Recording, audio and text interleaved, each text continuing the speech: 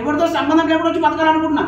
మరి నాకు ఎలుక వచ్చింది ఎందుకని ఆ ఎలుకలు ఏం చేయాలంటే నాకు ఎలుకలు పట్టాలంటే ఏం కావాలి మరి పిల్లి కావాలి. ఏం కావాలి సార్ పిల్లి కావాలి. ఎలుక కోసం పిల్లి పట్టుకొచ్చుకుంటాడు.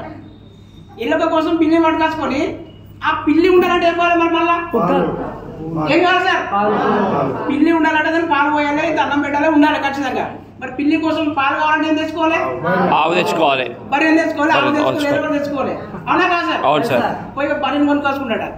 మరి బర్రె తెచ్చుకున్నాక బర్రె ఎట్లా ఉంటుంది మరి దాన్ని మెప్పుడలు కావాలి కదా అవునా కాదా అవును సార్ తర్వాత పోయి పెళ్లి చేసుకున్నాడు. ఇక ఎందుకంటే నేను ఒక్కరిని చేయలేని వాడిని ఆ పిల్లిని చూడాలి ఎలుక చంపారంటే పిల్లిలో ఉండాలి పిల్లి కావాలంటే బర్రె కావాలి బర్రె కావాలంటే ఎవరంతా మేపుడలు కావాలి.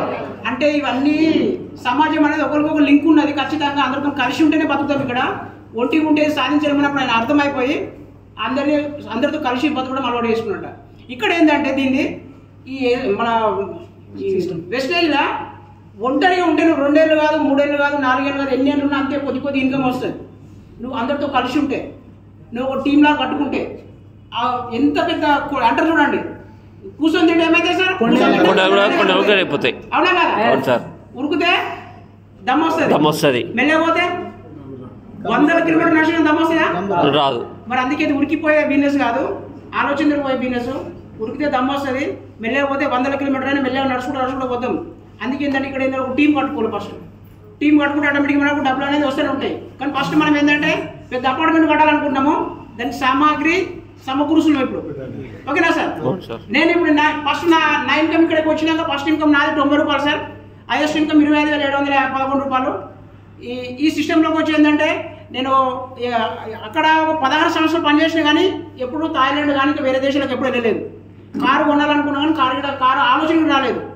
ఒక ఆల్టో కారు కొందామని ప్లాన్ చేసి మస్తు మరిపోయి అందరికి పోయి 10,000 బేరం ఇద్దామని అప్పుడు మళ్ళీ రిటర్న్ వచ్చిన. అక్కడ 60,000 జీతం ఉన్నా కానీ కొనలేకపోయినాం. ఒక 60,000 జీతం ఉన్నా కానీ వేరే దేశం పోయలేకపోయినాం. ఇక్కడ ఏంటంటే వచ్చిన ఒక 8 నెలలు ఒక 10 నెలలు అవుతుంది థాయిలాండ్ పోయి వచ్చాం. ఒక వారం రోజులు ఎంజాయ్మెంట్ చేసి వచ్చాం.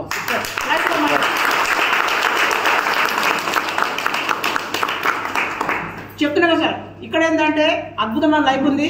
ఇది ఒక పెద్ద సముద్రం. దీనిలో ఇప్పుడు అంటారు చూడండి పెద్ద సముద్రం కాబట్టి ఏంటంటే మనం చెంచుని తీసుకుంటావా ఒక బకెట్తో తీసుకుంటావా లేకపోతే పైప్ లైన్ వేసుకుంటా అది నీ దమ్ము ధైర్యం ఎంత అంటే అన్లిమిటెడ్ మనీ ఉన్నది కాబట్టి నేను సంపాదించుకోవాలనే ఆలోచనకి ఎంతమంది ఉంటే అంత సంపాదించుకోవచ్చు.